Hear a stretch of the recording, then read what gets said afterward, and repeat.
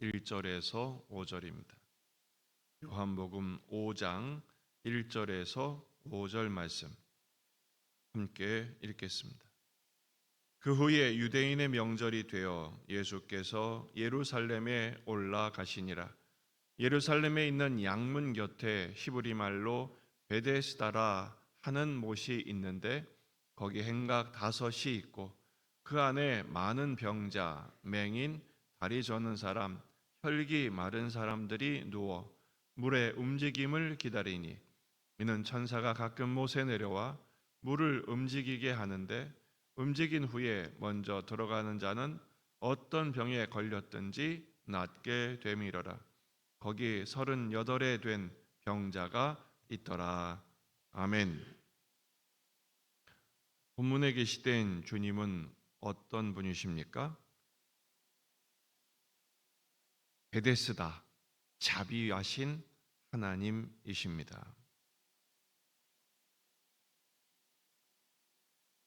요한복음의 세 번째 표적이 시작되고 있습니다. 이 표적이 펼쳐진 때는 유대인의 명절이 되었다 이렇게 말씀하시죠. 어떤 명절인지는 명시되어 있지 않지만 큰 명절의 때인 것은 분명합니다. 이 표적이 펼쳐진 장소는 2절에 예루살렘에 있는 양문 곁에 히브리 말로 베데스다라 하는 못이 있었다 그랬습니다. 양문 곁 베데스다, 거기에 38년 된 병자가 있었습니다. 여기서 양문은 예루살렘으로 들어가는 문이 8개가 있습니다. 그 중에 양이 들어가는 문입니다. 성전의 희생 제물인 양을 드리는 곳이죠. 그러니까 8개 문 중에 예루살렘 성전을 위해서 가장 중요한 문이 됩니다. 느헤미야가 성벽과 성문을 건축할 때 이 양문을 먼저 시작합니다. 양문으로 시작해서 한 바퀴를 빙 돌아서 양문으로 그 건축을 공사를 마치죠. 그만큼 가장 중요한 문이 양문입니다. 문제는 양문 옆에 샘이 있었는데 바로 베데스다 연못이라는 것이죠. 이 베데스다란 말은 베이트 그리고 헤세드 두 단어가 합쳐져 있는 단어입니다. 베이트, 집이죠. 우리가 베들레헴 할 때도 집입니다. 그리고 헤세드, 하나님의 자비의 집이란 뜻입니다. 하지만 이 자비의 집의 현실은 매우 어렵습니다. 3절에 보면 그 안에 많은 병자, 맹인, 다리 저는 사람, 혈기 많은 사람들이 누워 있었다 그랬어요.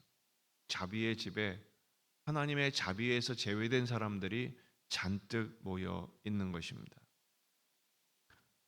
이 병자들의 병증의 내용들은 불치병이에요, 당시로는. 그리고 하나님을 의지할 수 없는 절망적인 존재들의 상징입니다. 구약 성경에서 이들은 하나님을 떠난 죄인들을 의미합니다.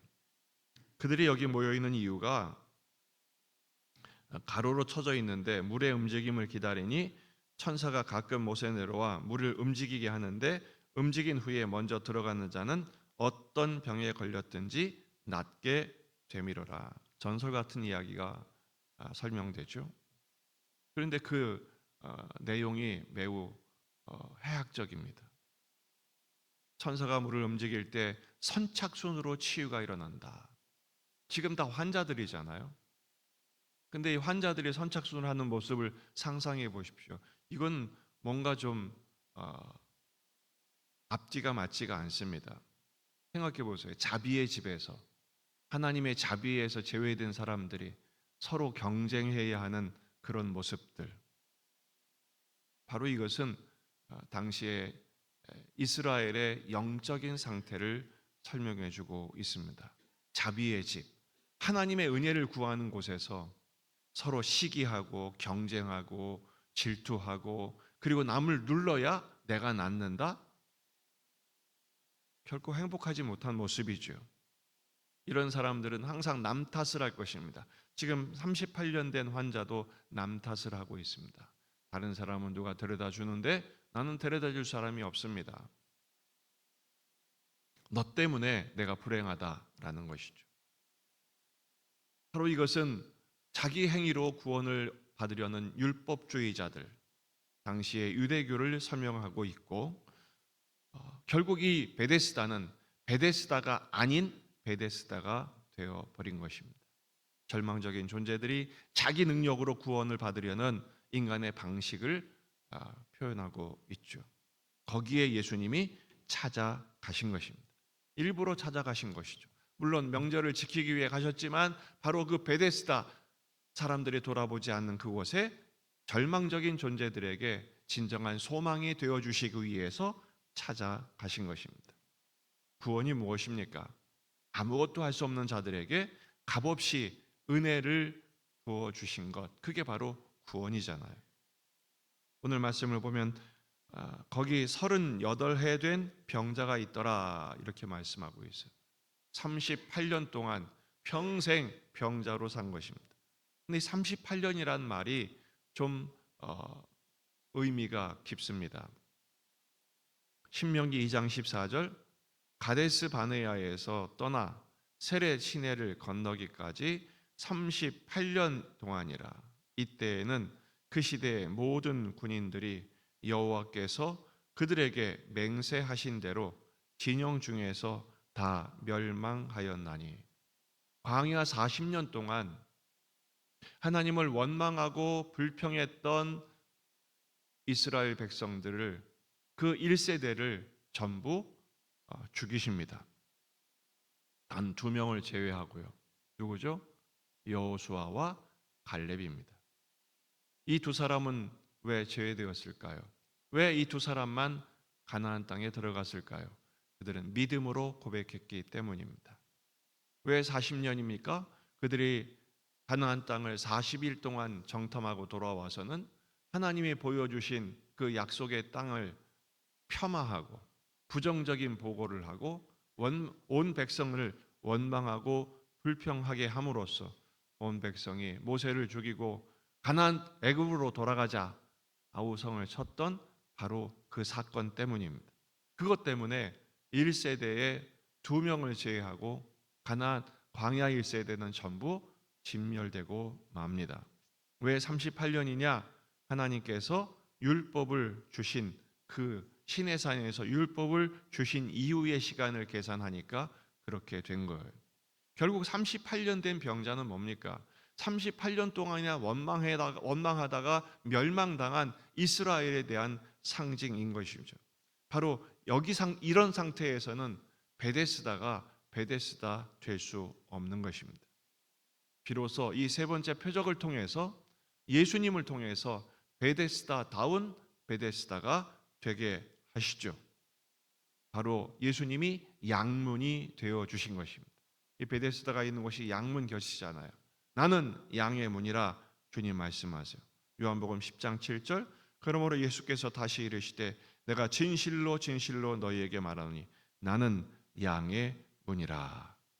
친히 주님이 양의 문이 되어 주셔서 베데스다의 하나님의 자비, 하나님의 치유, 하나님의 능력을 나타내 보여 주시는 것입니다. 자비의 집에서 경쟁에 밀려서 여전히 치유받지 못하고 신음하는 환자들에게 우리 주님이 찾아오셔서 내가 베데스다가 되어주겠다고 말씀하시는 거예요. 여러분, 오늘 우리 안에 있는 원망 불평의 요소들을 잠재우십시다. 왜 남들은 은혜 받고 나는 은혜 받지 못하는가? 시기하고 질투하는 그런 수준에서 벗어나셔야 됩니다. 자신의 감정을 극복하고 지금의 한계를 넘어서서 오늘 우리에게 찾아오시는 양의 문이 되어주신 베데스다의 은총을 준비하신 그 주님을 바라보며 누워있는 것이 아니라 엎드려 기도하십시다. 하나님을 바라보는, 그들은 누워서 기다리고 있는 거예요. 그들은 소망을 바라고 있지만 사실은 절망하고 있지 않습니까? 우리의 소망은 오직 예수, 우리가 할 일은 오직 믿음입니다.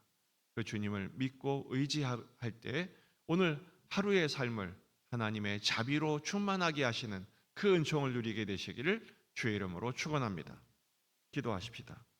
말씀을 붙들고 우리 자신과 가정과 교회와 지역의 복음화, 민족의 복음화, 세계 복음화를 위해서 환우들, 본인의 아들들, 수험생들, 취업준비생들, 결혼을 앞두고 또 출산을 앞두고 기도하는 가족들, 여러분 가져온 기도 제목들, 오늘 수요 예배가 있습니다. 모든 은혜의 과정을 위해서 하루 종일 주님의 은총으로 충만할 수 있도록 다 같이 기도하겠습니다. 참 좋으신 주님,